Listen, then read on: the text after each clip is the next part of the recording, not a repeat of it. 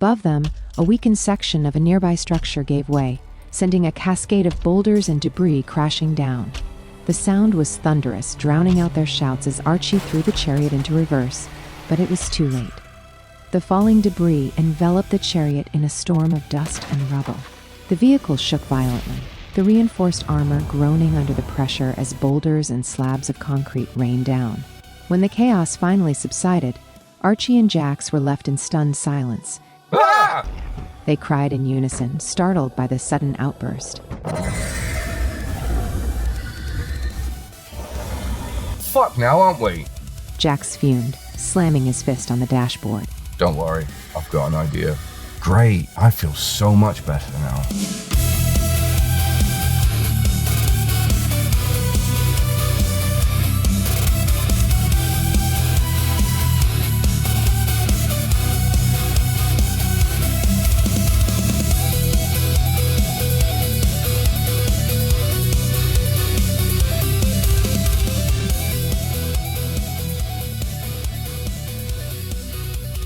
Ace. Each gangway was interconnected, creating a maze of paths and platforms that climbed the walls in tiers. Built from a patchwork of reforged scrap metal and scavenged wood, the gangways were marvels of ingenuity and craftsmanship. Over the years, the people of Firestone Bay had perfected the art of survival architecture, turning necessity into an intricate, almost artistic design. Crenellations lined the mighty outer walls, offering cover for the Firestone Guardians who patrolled tirelessly, their dark uniforms an obvious sight against the reds and yellows of the setting sun. At each corner of the wall stood towering bastions, fortified with thick slabs of metal and stone. These bastions housed doors and access hatches that led to rope bridges and scaffolding extending outward like the spokes of a wheel. The bastions were more than defensive structures. They were hubs of activity, serving as lookout posts and storage spaces for supplies. Inside the city, the original granite structures of the old-world military harbor stood as a testament to the skill of the builders who had constructed them over 2 centuries ago. Their yellow-tinged stone still bore the scars of the elements, but remained solid, a foundation for the generations that had come long after. Over time, these buildings had been repurposed and expanded upon, becoming homes, workshops, and communal spaces for the thriving population. Above and around the granite buildings, layers of makeshift construction had sprung up. Cargo containers, scaffolding, and metal plates transformed into apartments, street vendors, and utility stations. Rope bridges crisscrossed between the upper levels, connecting everything in a chaotic but efficient network. Firestone Bay was alive with motion, even as night crept closer. The ultraviolet lamps that adorned every building flickered to life as the sun dipped lower and lower, covering the city in a thick, fine layer of shadow. These massive lights, secured to rooftops and walls, cast the city in a haunting purple glow. At night, the lights served as a barrier, keeping the terrors of the Shadowlands at bay.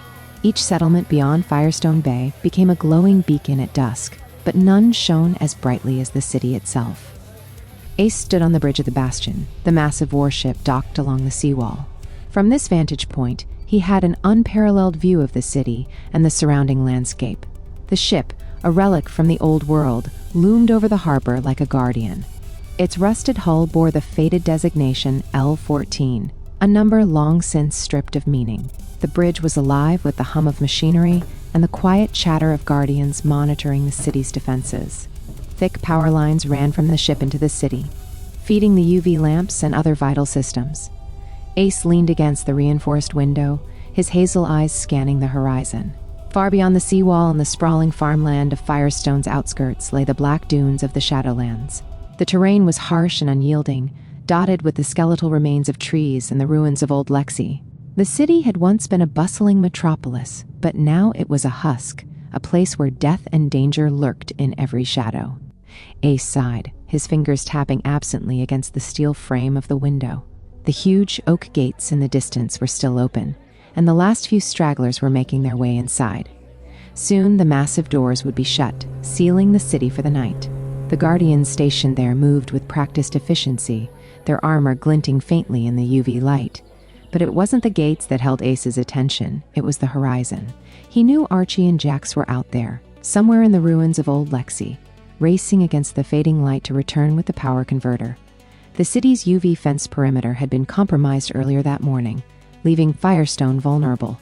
Without the converter, the fence couldn't be repaired, and the safety of the city would hang by a thread. Ace clenched his fists. He hated this part, the waiting, the helplessness. If he were still a ranger, he'd be out there with them, navigating the treacherous terrain of the Shadowlands. But those days were begrudgingly behind him. Now, his responsibility was here, ensuring the city's defenses held firm. He glanced toward the distant spire of the All Gods Church, its makeshift bell tower a symbol of hope and unity. The bell, salvaged from Old Lexi, rang out every morning and evening, marking the passage of time for the city's residents. Tonight the sound would carry a heavier weight, a reminder of the precarious balance between safety and the chaos beyond the walls. Ace turned at the sound of the squealing bulkhead door, his deep green eyes narrowing instinctively before softening as he saw the familiar figure of Lieutenant Lorne entering the bridge. The man was dressed in the standard uniform of the Firestone Guardians, his dark armor bearing the dents and scuffs of countless patrols. His boots clanked against the metal floor as he approached, his face set with a mixture of concern and quiet resolve. No word yet? Ace asked, though he already knew the answer. None, Lorne replied. We've checked the frequencies, nothing but static. Ace nodded grimly. Keep the gates open a little longer. If they're not back soon... He trailed off, unwilling to finish the thought. They'll make it, Lorne said, his tone firm. They always do. Ace didn't respond, his gaze returning to the horizon. Lorne frowned, his weathered face creasing further. Could just be interference from Old Lexi. It's not the first time comms have gone dead out there. It's not just the radio. Ace replied, his voice low and steady. It's the time. They should have been back hours ago. Even with the roads the way they are, they know better than to cut it this close. Lorne nodded, understanding Ace's unspoken worry. The Shadowlands were unpredictable, and while the Rangers were some of the best in the field, even they weren't immune to the dangers lurking beyond the walls. Should I dispatch a scout team? Patrol 17 are on their way back to the gates. I could redirect them? Lorne offered, though he already knew what the answer would be. Ace shook his head. Not yet. We're stretched thin enough with the perimeter checks, keeping Farmtown covered and the hole in the fence. If they're not back by sunrise, we'll talk about sending a team. For now, we wait. Lorne hesitated before nodding again. Understood, sir. I'll have the patrols keep an extra eye on the south road, just in case. As Lorne turned to leave, Ace called after him. Lorne? The lieutenant stopped, looking back over his shoulder. Make sure the gates are sealed by the time the bell rings. No exceptions. Ace said. Consider it done, sir. Lorne replied, his tone firm. As the door closed behind him, Ace returned his gaze to the window. The sun had nearly vanished now, leaving the sky a deep indigo streaked with the last traces of daylight. The city's ultraviolet lights hummed to life, casting their haunting purple glow across the streets and walls. Firestone Bay transformed into a beacon in the darkness, its defenses standing as a stark reminder of the world that lay beyond. Ace's eyes drifted once again to the spire of the All Gods Church, the faint glow of the UV lamps glinting off the scrap metal bell tower. It stood as a symbol of hope and resilience, though tonight it felt more like a silent sentinel, watching and waiting for the storm that was sure to come. The thought of sounding the alarm tugged at his mind. If the UV fence wasn't repaired by sundown, the city would be vulnerable. The power converter Archie and Jax were bringing back wasn't just critical, it was life or death. The Firestone Guardians, the city's loyal law enforcement and public security force, were a formidable presence within Firestone Bay. They patrolled tirelessly along the interconnected gangways, their watchful eyes scanning both the bustling streets below and the vast expanse of wilderness beyond the towering walls. Trained to respond to any threat, their discipline and vigilance were the backbone of the city's security. Clad in uniquely modified armor, each Guardian's appearance was a reflection of their resourcefulness and personality. Their armor sets, forged from scrap metal and reinforced leather, covered most of their bodies, offering both protection and flexibility. The pauldrons, chest pieces, helmets, and greaves were all patchwork creations, Frankenstein together from salvaged materials. Despite the individual touches, scratched-in symbols, painted insignias, and hand-forged embellishments, they all wore the same dark, utilitarian uniforms underneath, lending a sense of unity and professionalism. The Guardians moved with purpose, their presence exuding quiet authority. Their dark armor, combined with their weaponry, gave them an imposing silhouette against the purple glow of the ultraviolet lights. Each guardian was armed with a custom-crafted arsenal, Frankensteined compound bows or crossbows, pieced together from scavenged parts, paired with an assortment of blades, shields, and polearms. The bows were works of art in their own right, with twisted cables, worn wooden grips, and metallic accents that told stories of their makers. Their weaponry wasn't just a necessity, it was a symbol of survival. Every blade, arrow, and bolt had been forged in the city's blacksmiths or salvaged from the ruins of Old Lexi. Some guardians carried curved scimitars or long hunting knives strapped to their belts, while others wielded halberds or makeshift pikes adorned with sharpened scrap metal tips. Their shields, forged from reinforced car doors and sheet metal, bore the scars of countless encounters, each dent and scratch a testament to battles fought and won. The high walls of Firestone Bay gave the Guardians a vantage point unmatched by any other settlement in the region.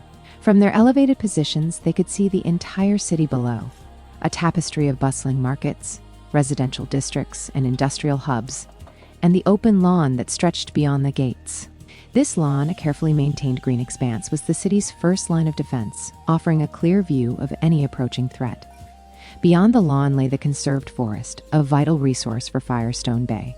The Guardians patrolled the forest's edge with equal diligence, ensuring that no intruders, human or otherwise, slipped through its shadows. The Guardians were more than a security force. They were a symbol of Firestone Bay's resilience and unity. Their presence reassured the citizens within the walls and served as a warning to those who dared to threaten the city. There was less human traffic around the ship and the seawall compared to the vibrant main square of Firestone Bay, which was the heart of the city's daily life. The square, located beyond the council chambers and towering clock tower, buzzed with activity. Its sounds faint but discernible even from Ace's vantage point on the bastion. Occasionally, a rover van or an open-back truck rumbled down the ship streets near the seawall, their tires kicking up faint clouds of dust as they moved supplies and guardians between key locations. The vehicles, patched together with scavenged parts and reinforced with scrap metal, were as much a symbol of the city's ingenuity as its walls. The main square, though distant, was alive with movement. Crowds of people wove between food vendors, traders, and entertainers, the energy of the place undiminished despite the coming night. From this height, Ace couldn't make out faces or individual figures, but the collective hum of the city's heart reached him all the same. Closer to him, the staging green stretched out toward the back streets of the city, its open expanse dotted with guardians, overseeing the flow of goods and equipment.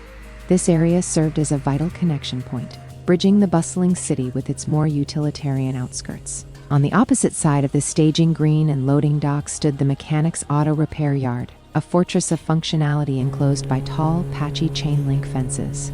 The fences were reinforced with welded scrap metal plates, creating a barrier that shielded the activities from prying eyes. From the bastion, however, Ace had a clear view of the yard.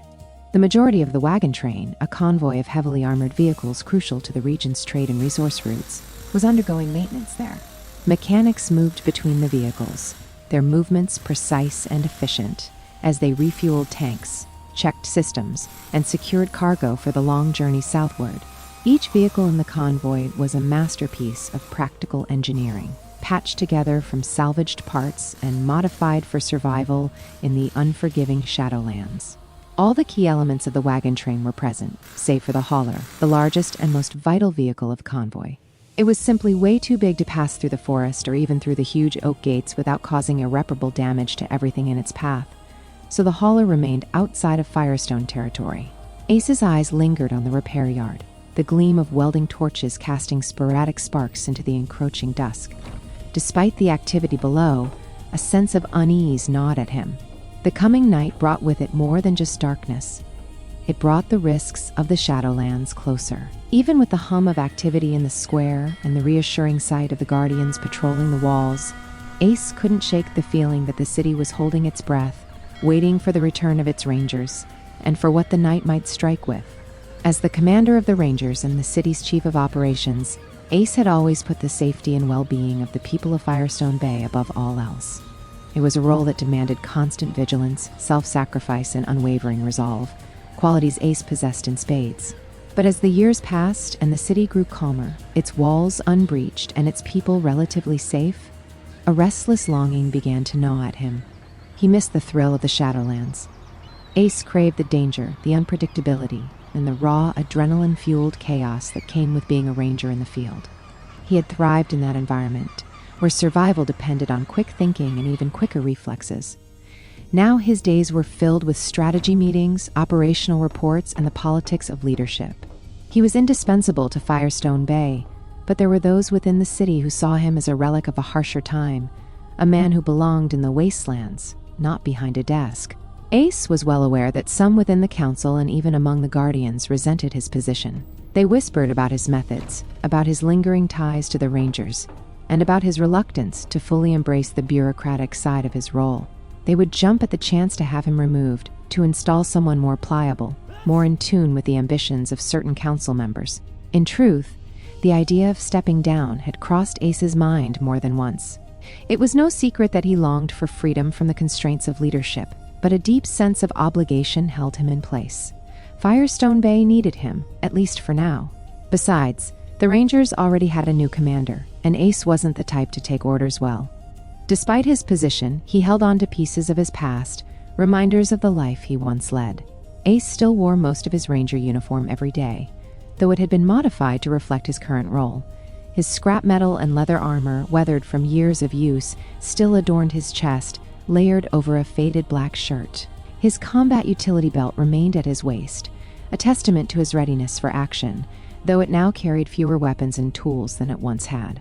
Where the Ranger's gear was laden with survival pouches, knives, and multi-tools, Ace's attire was more subdued. He favored simple faded black cargo trousers and steel-toe cap boots, practical but less cumbersome. His signature piece, however, was his duster hat, a symbol of his individuality and his connection to the Rangers. The hat, currently resting on a coat rack alongside his matching duster coat, had been customized over the years. While most Rangers left the brim loose to flutter in the wind and shield against splashback, Ace had sewn his brim up to the crown, giving it a distinct, structured shape. He'd adorned it with feathers from the macaws in the city's rescue aviary, and a thin strip of red-patterned fabric that wrapped around the brim and trailed down his back. It was a bold, unique addition, a splash of personality in an otherwise utilitarian wardrobe. Ace's armor, hat, and coat were as much a part of his identity as the man himself. They spoke of his past, of the life he'd lived before the weight of leadership had settled on his shoulders. And though he rarely got his hands dirty these days, the sight of his gear served as a reminder to those around him, and to himself, that the heart of a Ranger still beat beneath his calm, commanding exterior. But the Shadowlands called to him, a siren song of danger and freedom. Ace knew better than to heed that call. For now, his place was here, ensuring the safety of Firestone Bay and its people. Yet, every now and then, he'd find his eyes drifting to the horizon, his mind filled with the memories of what once was, and what could be again. Coming out of his reverie, Ace shifted his focus to another section of the city visible from the bridge's panoramic windows.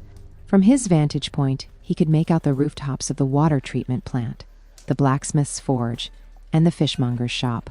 The steady plume of smoke rising from the blacksmith's chimney twisted into the dusk, mingling with the salty tang of the sea breeze. Directly opposite the fishmongers lay Firestone Harbour, its docks bustling with activity despite the fading light. From this angle, Ace could only see a small portion of the harbor, but the movement of workers loading and unloading goods was unmistakable. Crates of supplies and barrels of preserved fish were stacked neatly along the piers, ready to be transported to other parts of the city. From the ship, Ace could follow the main road that led to the central market, a hive of activity that remained lively even as the chill of evening crept in.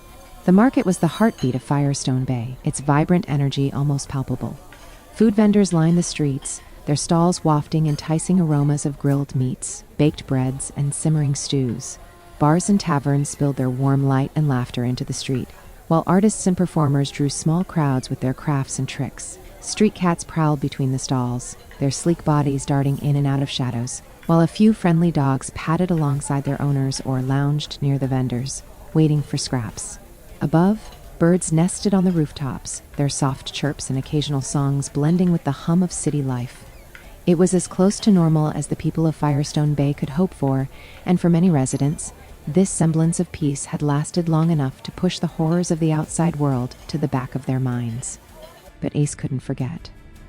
His gaze hardened as he turned his thoughts to the morning's events, a peculiar fluctuation in the city's power grid that had caused a power converter to explode. The ultraviolet fence that bordered their territory, their first line of defense against the infected and other horrors lurking in the wastes of the Shadowlands, had been left partially inoperative. It was a vulnerability Ace couldn't ignore. With the fence weakened, the forest beyond the lawn was exposed, leaving it susceptible to infection, and by extension, the city itself. Firestone Bay had enjoyed relative safety for years, but this single failure had reminded Ace how fragile that safety truly was. He gritted his teeth, his worry mounting with each passing minute. Archie and Jax were the city's best chance of repairing the fence before nightfall, but their absence gnawed at him. They were supposed to be back by now, bringing the replacement power converter they'd retrieved from Sunchance City. Ace's mind churned with contingency plans. If the brothers didn't return soon, he'd have no choice but to consider a complete lockdown of the city. The thought of it weighed heavily on him. Firestone Bay had never experienced a full lockdown, not from external threats. Such a move would send ripples of panic through the population, and Ace knew it would only embolden his critics within the council. His eyes flicked back to the bustling market, where life continued as if nothing was wrong. The residents of Firestone Bay trusted their leaders to keep them safe, unaware of just how precarious their situation had become. "Come on, you two," Ace muttered under his breath, his voice low and tense. "I need you to come home." As the sun dipped below the horizon, the ultraviolet lights lining the city flickered to life, bathing the streets and buildings in an eerie purple glow. The market remained lively, but the approaching darkness was a reminder to everyone that the outside world was never far away. Ace remained at his post, his piercing green eyes scanning the horizon for any sign of the chariot carrying his brothers. With each passing moment, the weight of responsibility pressed heavier on his shoulders. Tonight might be the night Firestone Bay would face a reckoning it had long avoided. While the people of Firestone Bay found safety within its towering walls, the world outside was a different story. Beyond the UV-lit barriers lay a hostile, unforgiving wasteland teeming with horrors that came alive under the cover of darkness. Shrieks, groans, growls, and roars, sounds that defied human understanding, rolled across the black dunes like vicious whispers. To the untrained ear, they might seem distant, almost dreamlike. But to those who listened closely, they carried a chilling promise of the dangers lurking just beyond the horizon. For most of Firestone Bay's residents, life within the walls was loud and bustling enough to drown out these eerie noises. The hum of generators, the clatter of wagons, and the chatter of the market created a comforting veil of normalcy. Even at night, when the city's activity slowed, the faint sounds of life, a bar closing its doors, a late-night guardian patrol passing by, helped to shield the people from the reality of the Shadowlands. But the guardians atop the walls weren't so fortunate. Perched high above the city, patrolling the crenellated gangways, the guardians were the first line of defense against anything that might emerge from the darkness. Up there, the faint noise of the city below was muted, leaving the sounds of the night stark and unrelenting. They could hear everything, every distant roar that rattled like thunder, every low groan that seemed to stretch endlessly into the night, and every sharp guttural shriek that sent shivers down their spines. The guardians had learned to distinguish these sounds, to categorize the creatures by their calls. They knew which noises meant trouble and which were harmless, or as harmless as the Shadowlands ever allowed. But even the most seasoned among them could never fully prepare for the sudden silence that occasionally fell over the wasteland. That silence, heavy and unnatural, was worse than the noise. It meant something was out there, something watching, waiting, and ready to strike. On nights like these, as the UV lights cast their haunting purple glow across the walls, the Guardians' resolve was tested. They gripped their weapons tightly, their eyes scanning the darkness for any sign of movement. Every shadow seemed to shift, every rustle of the wind felt like a prelude to chaos. For the people below, the walls were a symbol of safety, a barrier that kept the horrors of the Shadowlands at bay. But for the Guardians who walked those walls, they were a thin line between civilization and the abyss.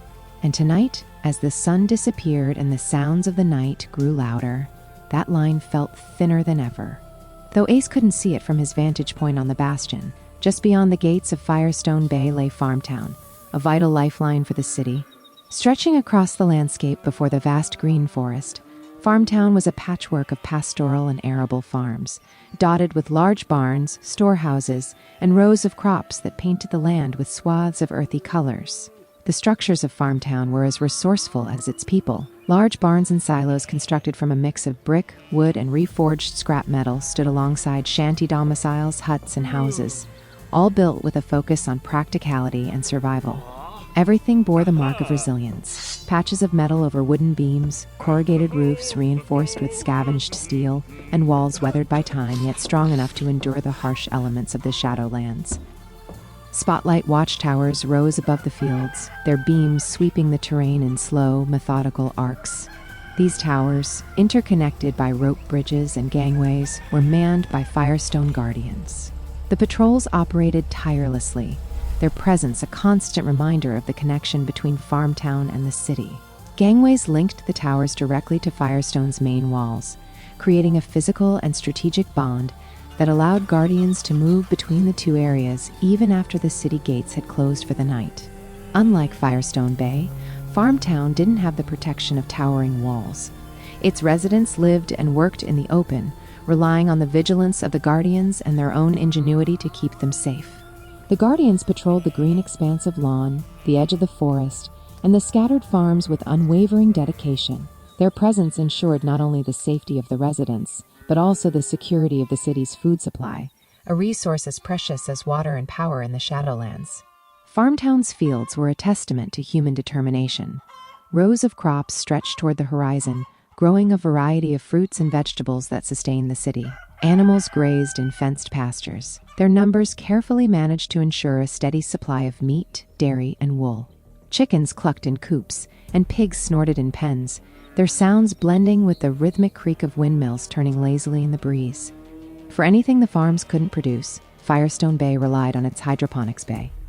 Housed inside the decommissioned warship that loomed over the seawall, the hydroponics bay was a marvel of engineering. Rows of plants grew in nutrient-rich water, basking under artificial sunlight powered by the ship's solar panels. It was a self-contained oasis of green, a backup system that ensured the city's survival even in the harshest of conditions. Farmtown wasn't just a place of work, it was a community. Children ran through the fields, their laughter carrying on the wind, while neighbors shared meals under the shade of makeshift awnings. Despite the ever-present threat of the Shadowlands, life in Farmtown had an air of simplicity and purpose that mirrored the spirit of Firestone Bay itself, to endure, to adapt, and to thrive, not just survive. As the sun dipped lower on the horizon, the spotlight towers and UV lamps flickered to life, their beams cutting through the encroaching dusk. The Guardians tightened their patrols, their eyes scanning the lawn and forest for any movement. Farmtown, for all its charm and resilience, was vulnerable after dark. But as long as the Guardians held their posts, the people of Farmtown could rest a little easier, knowing they were protected by the watchful eyes of Firestone Bay, as there were horrors the ultraviolet lights couldn't keep out. At that moment, the bulkhead door opened with a fast, high-pitched squeal from its hinges. The sound echoed through the bridge as the slap of bare feet followed, each step deliberate and unhurried. Sorry it took so long. I was ignoring you, came the voice of Jeen as he strode into the room, his tone carrying its usual dry humor. Ace shook his head without turning to face him. We've got a problem, Jeen, he said, his voice low and laced with tension. Jeen, shorter than Ace but considerably more muscled, stepped into view. His broad shoulders filled the doorway for a moment before he moved further inside. Despite his stocky build, he was wearing loose, baggy cotton trousers that hung low on his hips and a pale t-shirt with a faded design so worn it was nearly illegible. What's the matter? You shit yourself again? Jeen quipped, a smirk curling at the corner of his mouth. Ace finally turned to look at him, his sharp hazel eyes narrowing. Your chin is the only thing that scares the shit out of me, mate. He shot back without missing a beat. As he took in Jeen's attire, or lack thereof, Ace's expression shifted from irritation to something resembling disbelief. The fuck are you wearing, man? Ace barked, his voice a mix of exasperation and incredulity. Jeen glanced down at himself, feigning confusion. Clothes? He replied dryly, meeting Ace's glare with a deadpan stare. Ace lowered his eyelids in a look of sheer disdain. We have a pretty big problem, he said, cutting to the matter at hand. Archie and Jax haven't returned yet. No sign of them, no signal, and we're less than 2 hours from sundown. Jeen's smirk faded, his tone growing more serious. Ah. he said simply, nodding as he processed the information. Go put your gear on, Ace continued, his voice steady but firm. And while you're at it, check if my brothers had left their radios behind. I can't reach them at all. Jeen raised an eyebrow, crossing his arms. Please? He prompted, his tone laced with mock indignation. Ace allowed a small, playful sneer to tug at his lips. Please? His voice dripping with feigned sweetness. Jeen shook his head, turning toward the bulkhead door. It let out another squeal as he opened it, and the slap of his bare feet against the floor echoed once again as he left the room. Ace exhaled heavily, running a hand through his salt and pepper hair as he refocused. He had only a few minutes before the city council arrived, a meeting he wasn't looking forward to. The situation with Archie and Jax weighed heavily on him, but he couldn't let that show now. The bridge's door opened again, this time more smoothly, as Madame Julia Summers entered. Her presence commanded attention without effort, her sharp eyes scanning the room as she strode in. Behind her was Illustratus Nero, the imposing figurehead of the Church of the All Gods. Both greeted Ace with curt nods, their guardian escorts fanning out and taking positions around the bridge. Madame Summers took her seat first, her movements precise and practiced, while Illustratus Nero followed, his dark robe sweeping the floor as he lowered himself onto a stool at the table in the middle of the room. "Commander," Summers greeted, her tone cool but respectful. Nero, Madam Summers? Ace replied with a nod, his voice calm and measured. The weight of their arrival marked the beginning of a discussion Ace knew would be tense.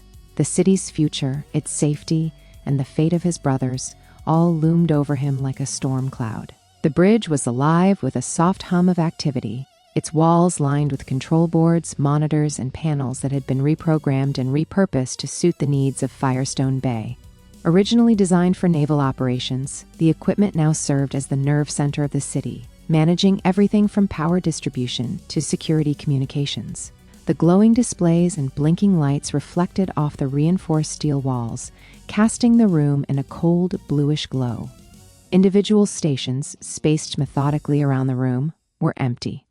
Normally, the bridge would be bustling with a team of operators monitoring the city's vital systems, but it was between shifts. Ace had called an emergency council meeting on the bridge, and the night shift operators had been instructed to hold fire until the council had convened. The last member of the council to enter the room was Della Stewart-Smythe. She made her entrance deliberately late, her heeled boots clicking sharply against the metal floor. Her back was ramrod straight, her shoulders pulled back, and her nose pointed high enough to challenge the ceiling. She exuded an air of superiority, every step calculated to remind everyone of her self-perceived importance. Ace watched her as she glided into the room, her elegant dress swishing faintly with each step. She didn't even glance at him until she was halfway across the bridge. When she finally turned her head, it was only to give him a look of pure contempt, her sharp eyes narrowing briefly before she turned away and continued toward the table. She left the bulkhead door open behind her, the faint draft it caused disrupting the otherwise controlled environment of the bridge. Ace, knowing full well this was intentional, kept his composure. Without a word, he walked over and calmly shut the door, the heavy metal ceiling with a low mechanical thud. "Why are we meeting in this dreadful ship, oh, Hara?" Della asked, her voice dripping with disdain as she emphasized his last name in a drawn-out, mocking tone. Her words hung in the air, carrying the weight of her derision. Della was a strikingly beautiful woman, with perfect features and an air of refinement that made her presence hard to ignore. She was impeccably dressed, her attire tailored and pristine, a stark contrast to the practicality of everyone else in the room. But her elegance did little to hide the fact that she was, in Ace's words, an awful person. Ace didn't respond immediately. He returned to his position by the table, keeping his expression neutral, despite the irritation bubbling beneath the surface. Della, meanwhile, had turned her attention to the other council members. "Good day, Illustratus," she said, her voice softening as she addressed Nero with exaggerated politeness. "How is everything with the church?" Nero inclined his head slightly, his dark robes shifting as he adjusted his position on the stool. "The all gods bless us all, Madam Stewart-Smythe," he replied, his tone calm but measured. "And which gods would that be today, then, my dear?" asked Madame Julia Summers, her tone rife with sarcasm. Della offered him a polite smile, one that didn't quite reach her eyes, before lowering herself gracefully onto the stool beside him. She crossed her legs and folded her hands neatly in her lap, radiating a composed aloofness that bordered on arrogance. Ace leaned against the table, his arms crossed, as he watched the exchange. The dynamic between the council members was always a delicate balance of egos and alliances, and Della's entrance had added her usual layer of tension. All right, let's get started, Ace began, his voice cutting through the silence and drawing the room's attention back to him. The lights of the room cast a bright glow over Illustratus Nero's bald head, the smooth, clear olive skin gleaming under their radiance. His long black robes, adorned with intricate red designs, were a striking contrast to the cold metal and machinery of the bridge. The robes had been specially crafted to symbolize his position within the Church of the All Gods, their ornate patterns marking him as both a spiritual and a political figure. Beneath the robes, Nero wore makeshift leather and metal shoulder pads secured by a thick leather chest piece. His belt, studded with pouches and loops, could hold tools or even weapons if necessary. However, tonight, Nero was unarmed, a choice that Ace noted with a mix of curiosity and indifference. At least the lights are shining on today, Ace muttered, his tone carrying a hint of resentment as his sharp hazel eyes flicked toward Nero. The Illustratus turned his head slightly, acknowledging the remark with a calm but knowing glance. Ace didn't flinch under the weight of Nero's gaze, the tension between them palpable but unspoken. Madame Julia Summers broke the silence, her gentle but authoritative voice drawing attention back to her. The head of and the oldest member of the council, Julia was a short, plump woman with bobbed white blonde hair and a face deeply etched with wrinkles. Despite her age, there was a sharpness in her pale blue eyes that hinted at a mind as sharp as ever.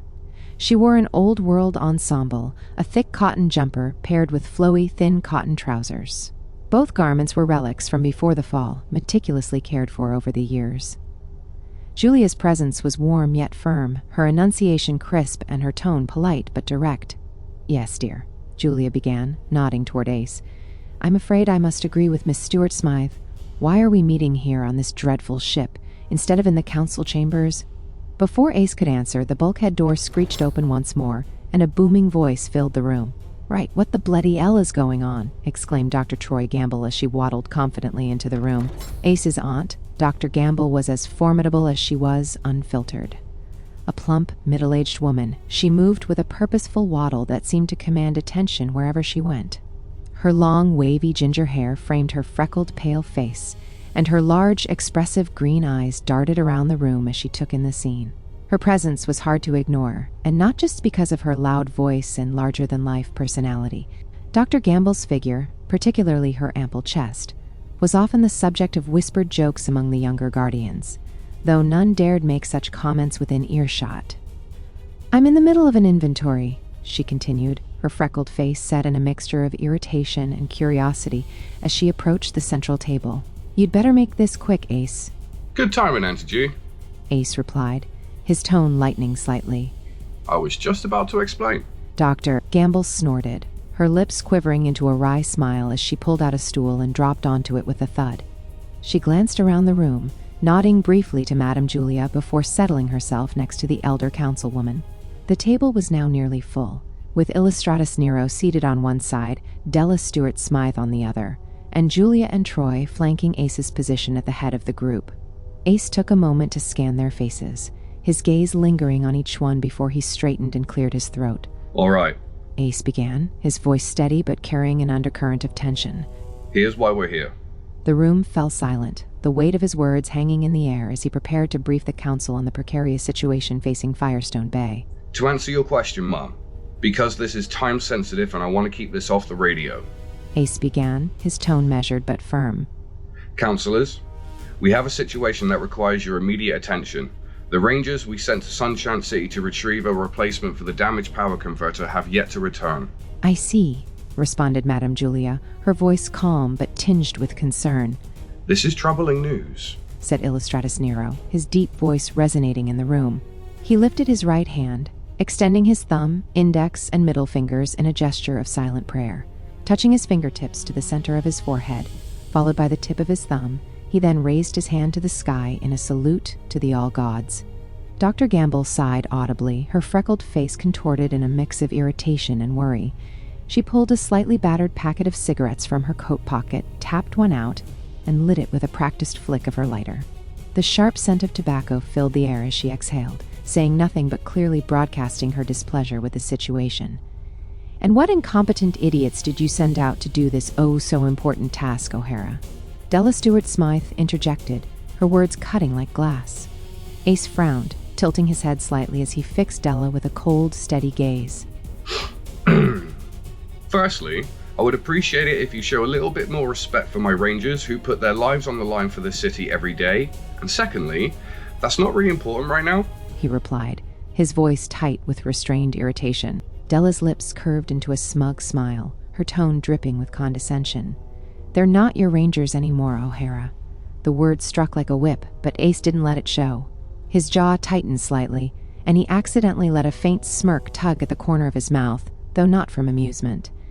Inside, her comment stung more than he cared to admit. He was almost impressed by her ability to deliver such vicious barbs with a smile. "I think you've made your point, Della," Dr. Gamble snapped, blowing out a puff of smoke and narrowing her eyes at the woman across the table. "Quite," Madame Julia agreed, her voice gentle but sharp enough to cut through the growing tension. Della's smug expression faltered for a fraction of a second, but she quickly recovered, leaning back in her seat with a dismissive scoff. Ace took the opportunity to continue, his tone unwavering. "What's important is that our watchtowers on the border have reported no movement in the city. We've received no transmission from the Rangers at all, so we need to prepare for the possibility of a fight at sundown."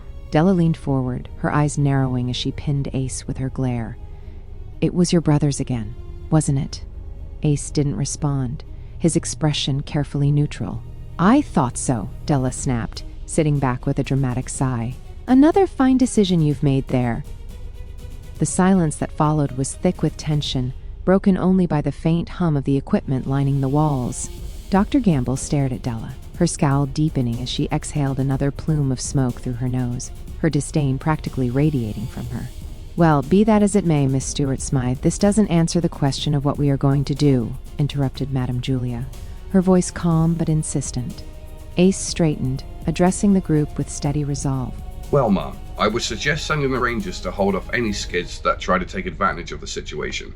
I want to refrain from locking down the city if possible, but I would like to bring the residents of Farmtown inside the walls and double the security personnel in case anything decides to exploit the chaos."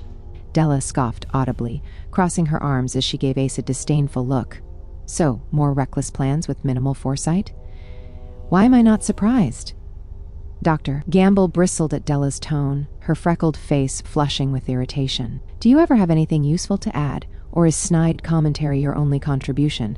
she snapped, glaring daggers across the table. "Councillors," Ace interjected, his voice cutting through their bickering. "We don't have time for this. Decisions need to be made and we're running out of daylight." The room fell silent again, the weight of the situation pressing down on everyone. Outside, the UV lights of Firestone Bay were beginning to glow brighter, a stark reminder of the darkness that was quickly approaching.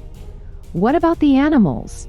Della interjected sharply, her tone carrying genuine concern. Ace's stiff, flat smile spread across his face, his cheeks crumpling slightly as his dimples made a brief appearance. That's up to Farmtown," he replied, his tone respectful. "I don't want to make any assumptions for them. This will already be difficult enough. I didn't want to add to their burden unnecessarily, councillors." Della curled her lip but didn't respond, choosing instead to remain silent. "Very good, Ace," said Madame Julia, her tone steady and practical. "Unless anyone has another plan, I suggest we get a move on." "The church will be open to all those who require it," Illustratus Nero added, turning toward Ace and nodding solemnly. "If we can be of service, we will of course do so." "Thank you, Illustratus," Ace replied, his gratitude evident in his voice. Madame Julia turned her gaze back to Ace. "I assume you'll be running operations from here?" she asked. "To be honest, ma'am, I'd like René to inspect the overloaded site. Our engineers have just informed me that they can't determine whether the overload was accidental or intentional. On that basis alone, this warrants investigation. My hope is that I'm just being paranoid, but if this is sabotage, we need to know, and we need to be ready." "I see," replied Madame Julia, her curiosity piqued. "Do what you think is in our best interest. The last thing we need is a scuffle on our doorstep." "I can leave Jeen here in my stead," Ace suggested, Before Madame Julia could respond, Dr. Gamble's snort laughed, the sound abrupt and cutting through the tension in the room. Well, I for one feel so much more confident in our security with Jeen overseeing operations, Della said, her tone dripping with faux sincerity. Without moving her head, Madame Julia's sharp eyes flicked toward Della, clearly seeing through her thinly veiled jab. No, I think not, she said flatly. Then I recommend Lucas, Ace offered without missing a beat. At that moment, the bulkhead door burst open with a brief metallic squeal, and Jeen stepped into the room, now dressed in tightly fitted armor similar to Ace's. His scrap metal and leather gear gleamed faintly under the bridge lights, though it hugged his muscular frame far more snugly than Ace's did his. Right, I'm here, you dramatic pansy, Jeen blurted as he strode in, his loud voice filling the room.